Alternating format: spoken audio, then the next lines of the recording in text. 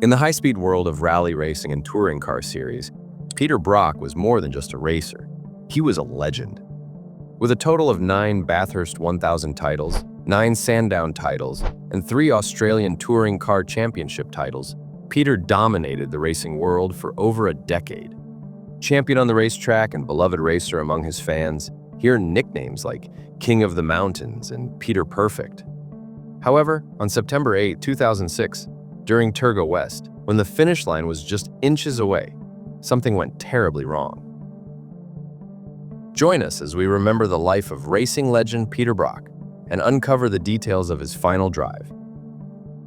Peter Jeffrey Brock was born on February 26, 1945 in Richmond, Victoria, and spent his childhood in Hurstbridge. His passion for cars ignited at an early age, and this led him to buy his first car, an Austin 7, at the age of 12, which he further modified by removing the body using his father's axe. Peter drove the car for hours and hours daily, honing his skills on the family farm, and this early exposure helped him later when he joined the Australian Army as a part of Medical Corps in 1965, where he started driving an ambulance. Peter later said in an interview that he used to race with his fellow friends in the ambulance during his free time, which initially sparked his interest in racing. And this interest led him to watch the Bathurst 500 in 1966, which ended up becoming the turning point of his life. There, he finally realized what it really meant to be a racer, and he decided that this is what he wanted to do. That said, it wasn't without his challenge, where he worked tirelessly towards his goal and built his first Austin A30 car with Holden engine in his backyard. And this hard work finally paid off when he achieved remarkable 100 victories in the next few years, including the 1970 Australian Rallycross Championship. Just a year prior, in 1969, Peter also made his debut in Bathurst, where he seemed natural with his speed and precise driving style, which earned him 3rd place alongside Des West. And just a few years later, during the 1972 season, his performance was nothing short of extraordinary, where he clinched his first Bathurst title while driving the Tirana XU1. Not stopping there, Peter continued his dominance, and by the year 1987, he had already secured 9 Bathurst titles under his bag, which earned him nicknames like the King of Mountain and Peter Perfect. That said, Peter didn't just stay in one category, where he reportedly competed in Sandown races from 1970 to 2004 and ended up winning 9 times in a row. In fact, he was the first person to win the trifecta of Bathurst, Sandown, and Australian touring car titles in the same year. And because of these remarkable achievements, he became a household name, where his fans affectionately started calling him Brocky. Meanwhile, Peter also made a name for himself worldwide by competing in 24 Hours Le Mans, Spa 24 Hours, and Ghia touring car race in Macau, where he finished 2nd. Not many knew this, but Le Mans had a deep impact on Brocky's life, where he started feeling physically and emotionally drained, and he gave up alcohol and became vegetarian. Shortly thereafter, Brocky's career took a turn when he appeared in motoring shows like Police Stop and Police Camera Action.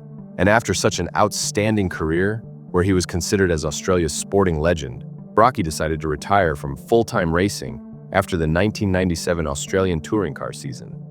Following his retirement, the UK Motorsport magazine placed Brocky's name in the top 20 most exciting drivers of all time, which had some of the big names such as Senna, Schumacher, Fangio, and Nuvolari on it.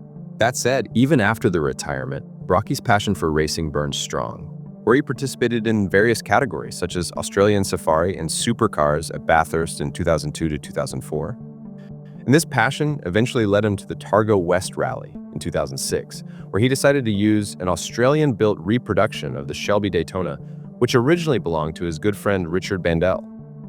Interestingly, just days prior, he had competed in Goodwood Revival in England, where he reportedly drove the Holden 48-215. Rumor has it that Brocky was preparing for the 2007 Dakar Rally with his son and wanted to make it as the big last race of his career. And Terga West was the perfect opportunity for him to stay sharp and keep honing his skills in rallying. That said, just when he was minutes away from the finish line, something went horribly wrong. On September 7, 2006, the 4-day Terga West Tarmac event started in Perth, which had caused a lot of interest due to Brocky's involvement in the challenge class.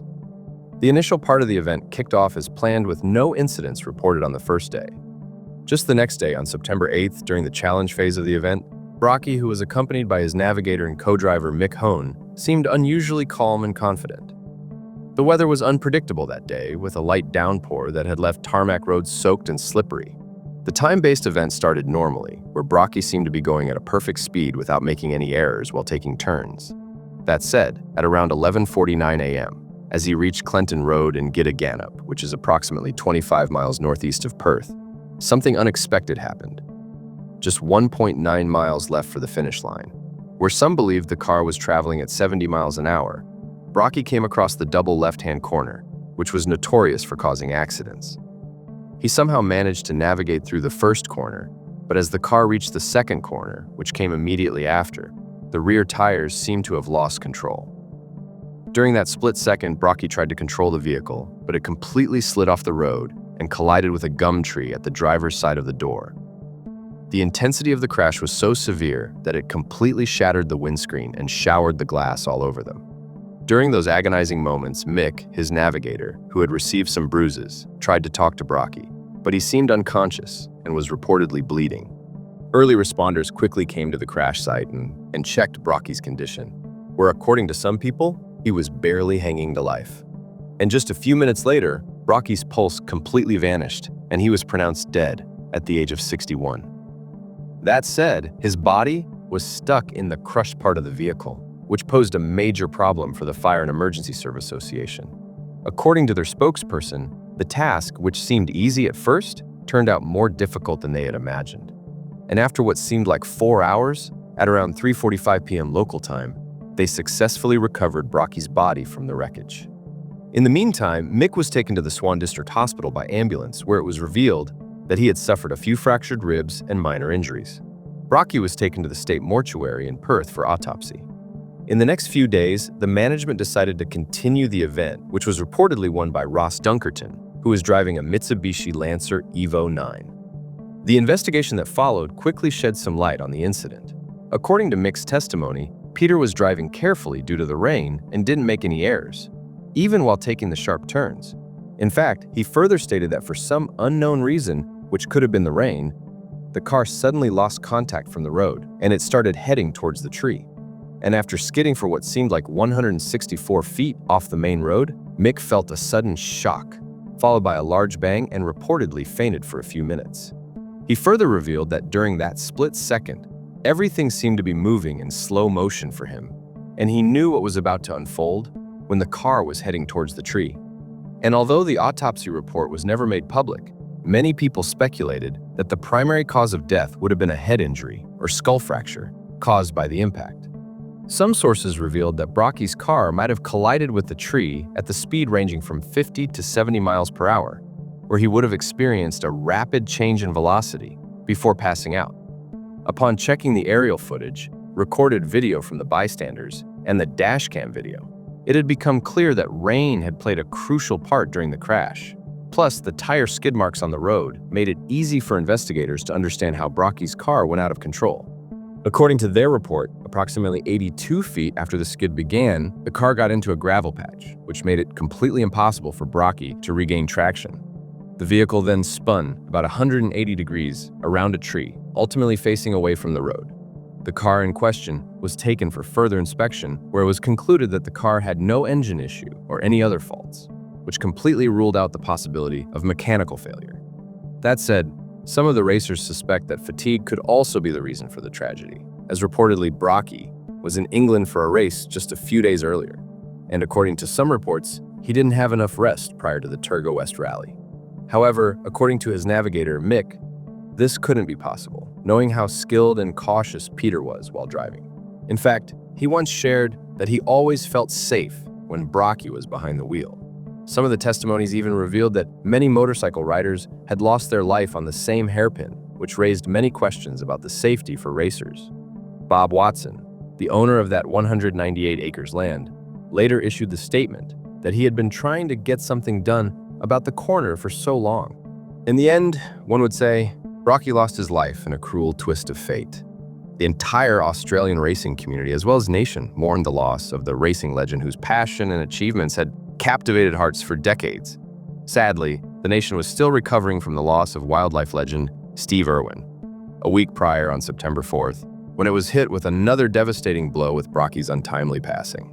On September 19, 2006, his funeral took place at St. Paul's Anglican Cathedral in Melbourne.